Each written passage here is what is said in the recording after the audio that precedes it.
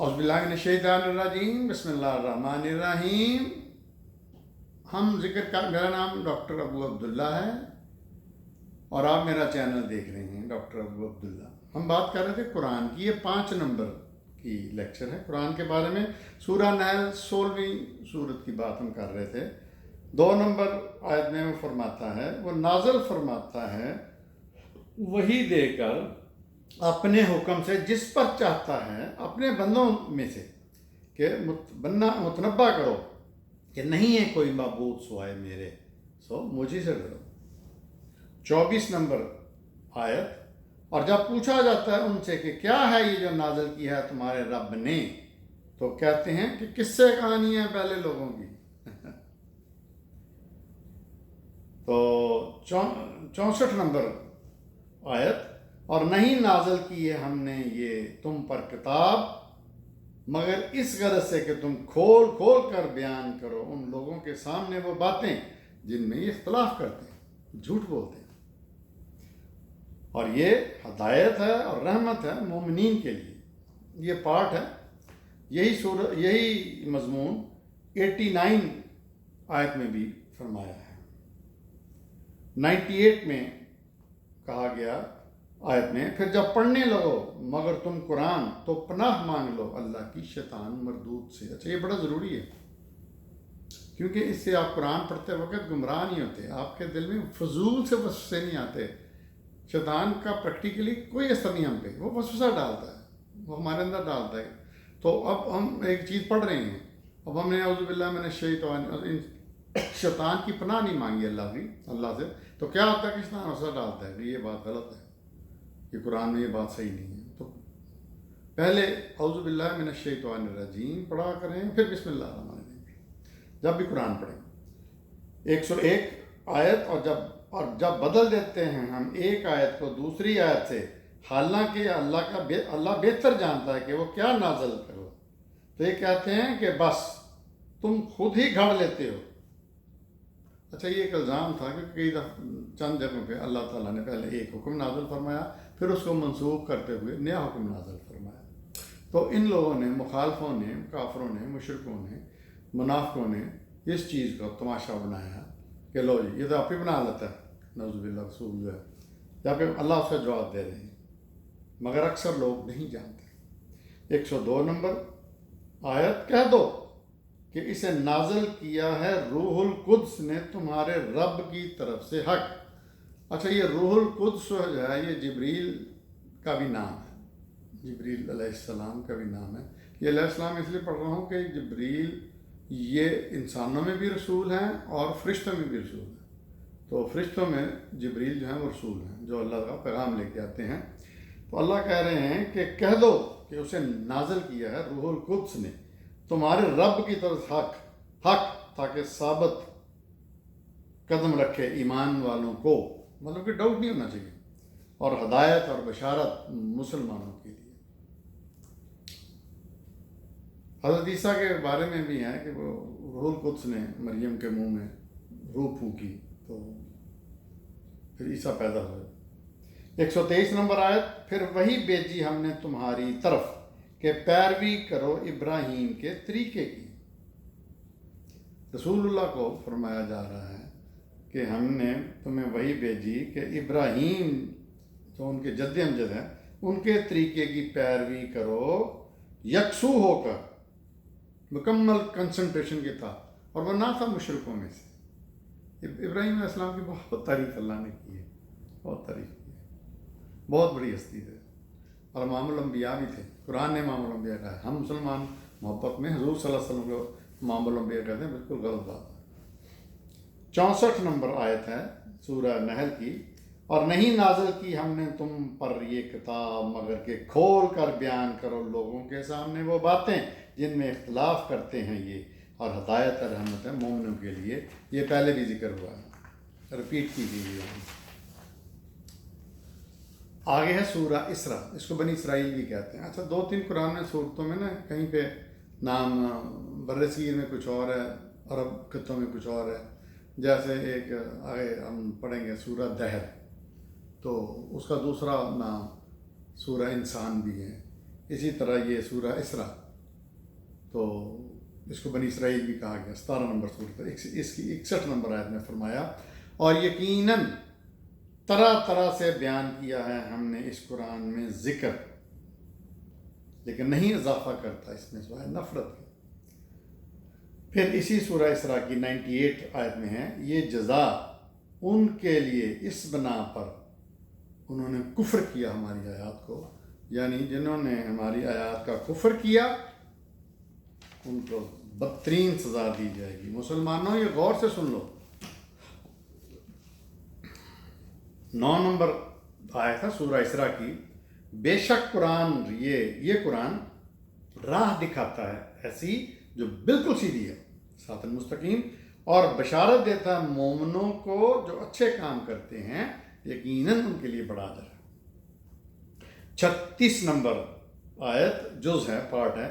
یہ وہ باتیں ہیں جو ہم نے وحی کی ہیں تمہاری طرف تمہارے رب نے حکمت کے ساتھ، وزڈم کے ساتھ. پھر 45 نمبر آیت ہے اور جب پڑھتے ہو تم قرآن تو حائل کر دیتے ہیں ہم درمیان تمہارے اور درمیان ان لوگوں کے جو نہیں رکھتے ایمان آخرت پر ایک پردہ نظر نہ آنے والا. یعنی جب تم قرآن پڑھتے ہو تو تمہارے درمیان اور کافروں کے درمیان ہم ایک پردہ حائل کر دیتے ہیں، نظر نہ آنے والا. ہمیں تو نہیں دیکھ سکتے لیکن اللہ پردہ کر دیتا ہے حائل. 46 اگلی آیت اور چڑھا دیتے ہیں ان کے دلوں پر غلاف تاکہ نہ سمجھ سکیں وہ اسے، اور ان کے کانوں میں بہرا پن کر دیتے ہیں. یعنی ان کے دلوں پہ غلاف، ان کے کانوں میں بہرا پن، ان کی نظروں کے سامنے پردہ. اور جب ذکر کرتے ہو تم اپنے رب کا قرآن میں جو یکتا ہے تو چل دیتے ہیں یہ پیٹھ موڑ کر نفرت سے. 73 آیت ان کی کوشش یہ کہ فتنے میں ڈال کر تمہیں پھیر دیں اس وحی سے جو ہم نے بھیجی ہے تمہاری طرف. یعنی نبی صلی اللہ علیہ وسلم کو متنفر کرنا چاہتے ہیں کہ فتنے میں تمہیں ڈال دیں تاکہ گھڑ لو تم میرے بارے میں کچھ اور اس کے علاوہ. 82 نمبر آیت اور نازل کر رہے ہیں ہم قرآن میں وہ جو شفا ہے اور رحمت ہے مومنین کے لیے اور نہیں اضافہ کرتا یہ ظالموں کے لیے سوائے خسارے. اچھا یہ ایک بڑی مشہور آیت ہے ماشاءاللہ. وَنَزِّلُ مِنَ الْقُرْآنُ مَا هُوَ شِفَاءٌ وَرَحْمَةٌ لِّلْمُؤْمِنِينَ.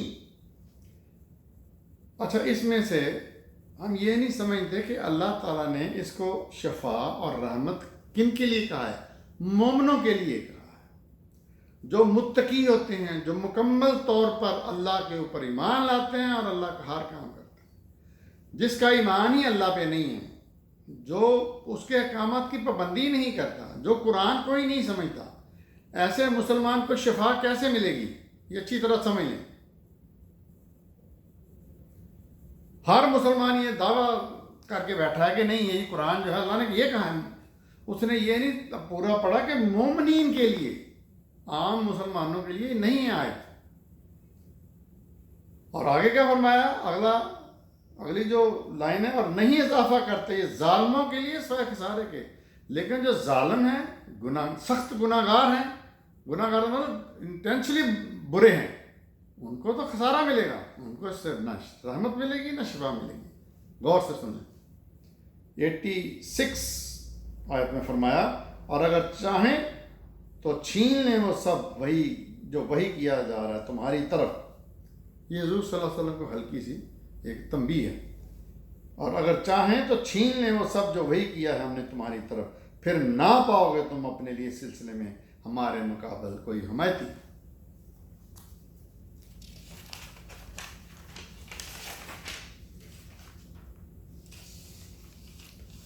سورہ اسراء چل رہی ہے، یعنی بنی اسرائیل سورت 17 نمبر. 88 آیت میں پھر چیلنج، بہت بڑا چیلنج اللہ نے کیا ہے. کہو اگر تمام جن و انس مل کر کوشش کریں، تمام جن اور تمام انسان یہ کوشش کریں کہ لے آئیں اس قرآن کی مانند کوئی بھی چیز، تو نہ لا سکیں گے وہ اس کی مثل، اس کی طرح کی مثال، اگرچہ وہ ہو جائیں وہ سب ایک دوسرے کے مددگار۔ یعنی کیا کہا جا رہا ہے کہ تمام دنیا کے جن اور انسان مل کے بھی کوشش کر کے دیکھ لیں تو وہ اس قرآن کی طرح کی چیز نہیں بنا سکتے، چاہے وہ ایک دوسرے کی پوری طرح مدد کریں۔ کتنا بڑا چیلنج ہے۔ پھر 87 آیت میں فرمایا مگر یہ رحمت ہے تمہارے رب کی، یقیناً اس کا فضل ہے تم پر بہت زیادہ۔ 89 فرمایا یقیناً طرح طرح سے بیان کیا ہے ہم نے انسانوں کے لیے اس قرآن میں ہر قسم کا مضمون، لیکن انکار کیا اکثر انسانوں نے مگر کافر بن کر۔ اچھا، یہاں پہ یہ ایک بات زور سے سمجھ لیں کہ لوگ سمجھتے ہیں کہ قرآن ایک مذہبی رسومات کی کتاب ہے، یعنی اس میں نماز کے بارے میں، روزے کے بارے میں، زکوٰۃ کے بارے میں، حج کے بارے میں یہ بھرا پڑا۔ بالکل نہیں، اس کی 6666 آیات میں صرف 100 کے قریب، 110 کے قریب آیات ہیں جو مذہب کے بارے میں ہیں، مذہبی رسومات کے بارے میں ہیں، نماز روزہ وغیرہ۔ 1000 سے زیادہ آیتیں سائنس کے بارے میں ہیں، جو نیچرل سائنس ہم کہتے ہیں اس کے بارے میں ہیں۔ بار بار اللہ تعالیٰ قرآن میں کہتا ہے تدبر کرو، غور و فکر کرو، لیکن مولوی نہیں پڑھنے دیتا، کیونکہ مولوی کو خود نہیں پتا ان آیات کا جو قرآن میں ہے۔ اسی لیے یہ میں کلیئرلی بتا دوں کہ میرے نزدیک قرآن ایک یونیورسٹی ہے، یونیورسٹی آف یونیورسٹی۔ پلیز، یہ یونیورسٹی ہے، اس میں بے تحاشا فیکلٹیز ہیں۔ میرے لیکچر ہیں سائنس اور قرآن پہ، جس میں میں نے تفصیل سے ذکر کیا ہے ان کا۔ 105 نمبر آیت سورہ اسراء کی، اور حق ہی کے ساتھ نازل کیا ہم نے اس قرآن کو، اور حق ہی لے کر نازل ہوا ہے، اور نہیں بھیجا ہم نے تمہیں مگر بشارت دینے والا اور متنبع کرنے والا بنا کر، بشیرم و نذیر۔ پھر 106 نمبر اگلی آیت، اور نازل کیا ہے ہم نے اس قرآن کو واضح مضامین کے ساتھ۔ اس میں کرمینالوجی ہے، اس میں انہیریٹنس ہے، اس میں میڈیکل جورسپروڈنزم ہے، اس میں anatomy, physiology, geology, astronomy, health, پتہ نہیں کیا کیا ہے، جس کا میں تفصیل سے ذکر کروں گا اپنے لیکچرز میں۔ اور نازل کیا ہم نے اس قرآن کو واضح مضامین کے ساتھ، تاکہ پڑھ کر سناؤ تم اسے انسانوں کو کس طرح، رتل ترتیلا، ٹھہر ٹھہر کر، آرام آرام سے۔ اور ہم نے نازل بھی اس کو اسی طرح کیا ہے، بتدریج، سٹیپ بائی سٹیپ۔ 107 نمبر آیت میں فرمایا کہو ایمان لاؤ اس پر یا نہ لاؤ تم، یقیناً وہ لوگ جنہیں دیا گیا علم اس سے پہلے، جب تلاوت کی جاتی ہے ان کے سامنے تو یہ گر پڑتے ہیں اپنے ٹھوڈیوں کے بعد سجدے میں، جو قرآن کو صحیح سمجھتے ہیں، جو قرآن سے صحیح محبت کرتے ہیں۔ آگے فرمایا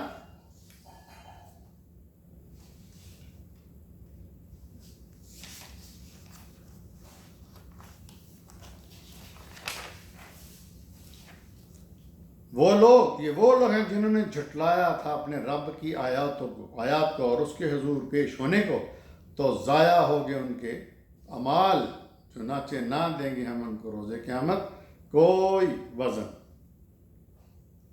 یہ 109 نمبر ہے اس کی آیات، بڑے غور سے سنیں، اس میں تھوڑا سا ٹائم بھی لوں گا۔ کہو اگر بن جائے سمندر روشنائی میرے رب کی باتیں لکھنے کے لیے تو ضرور ختم ہو جائے سمندر۔ میں ریپیٹ کرتا ہوں، اگر بن جائے سمندر روشنائی، یعنی سیاہی جیسے ہم تو لکھا کرتے تھے بچپن میں، میرے رب کی باتیں لکھنے کے لیے تو سمندر ختم ہو جائے گا، اس سے پہلے کہ ختم ہو یہ باتیں، میرے رب کی باتیں ختم نہیں ہوں گی، اور خواہ لے آئیں ہم اتنی ہی روشنائی۔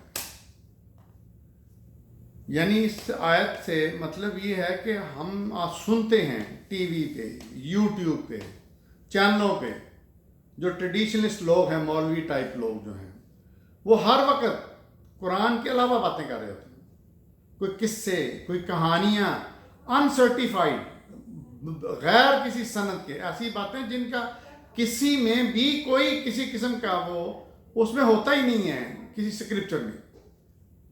بہت کم آپ لوگوں سے سنیں گے قرآن کے متعلق باتیں. جس طرح میں قرآن کی باتیں کرتا ہوں تو میں ریفرنس دیتا ہوں کہ یہ کس صورت میں ہے، کس آیت میں ہے، لیکن یہاں پہ پاکستان میں، انڈیا میں بے تحاشا لوگ قرآن کی بات نہیں کریں گے. اتنے قصے کہانیاں پگڑیاں باندھ کے سفید سفید مولوی ہیں، کپڑے پہن کے لوگوں کو فلانے کی بات، فلانے اولیاء کی بات، فلانے اپنا پیر کی بات، فلانے بزرگ کی بات، فلانی قصے کہانیاں. اللہ کی باتیں نہیں کریں. اور اللہ کیا کہہ رہا ہے؟ اللہ کہہ رہا ہے کہ میری تو باتیں اتنی ہیں کہ سمندر خشک ہو جائے، میری سمندر روشنائی بن جائے، سیاہی بن جائے لکھنے والی، تو میری باتیں نہیں ختم ہوگی، سمندر ختم ہو جائے. لیکن ہم ہیں حضرت علامہ مولانا صوفی فلانا اعظم ٹنگانا اعظم. ان کو ڈرنا چاہیے، شرم کرنی چاہیے ان لوگوں کو جنہوں نے مذہب کو شخصیات کے اندر بنا کے رکھ لیا. تو یہاں پہ ہم یہ لیکچر ختم کرتے ہیں.